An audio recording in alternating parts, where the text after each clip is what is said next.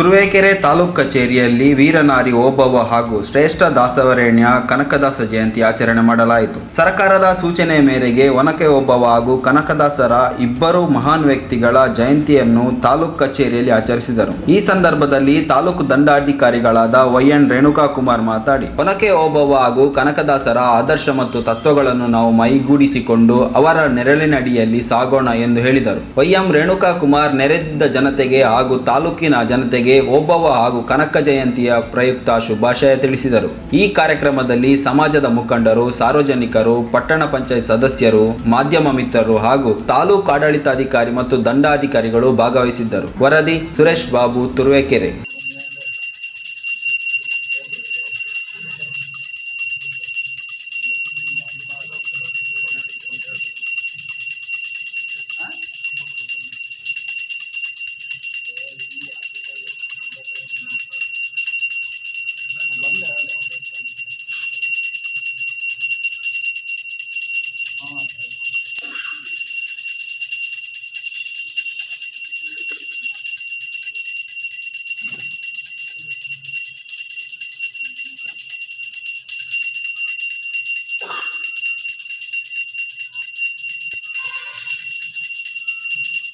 ಕನಕದಾಸರು ಹಾಗೂ ಅವರ ಜಯಂತಿಯನ್ನು ಸರ್ಕಾರದ ಒಂದು ಸೂಚನೆಯ ಮೇರೆಗೆ ಎಲ್ಲರೂ ಸಮಾಜದ ಮುಖಂಡರು, ಸಾರ್ವಜನಿಕರು ಹಾಗೂ ಸರ್ಕಾರಿ ಅಧಿಕಾರಿಗಳು, ಪಟ್ಟಣ ಪಂಚಾಯತಿ ಸದಸ್ಯರು, ಮಾಧ್ಯಮ ಮಿತ್ರರು ಜೊತೆಗೂಡಿ ಈ ದಿನ ನಾವು 2 ಮಹನೀಯರ ಜಯಂತಿಯನ್ನು ನಾವು ಮಾಡಿದ್ದೀವಿ. ವತಿಯಿಂದ ಕನಕದಾಸರು ಶ್ರೇಷ್ಠವಾದಂಥ ಒಂದು ವ್ಯಕ್ತಿತ್ವವನ್ನು ಒಂದು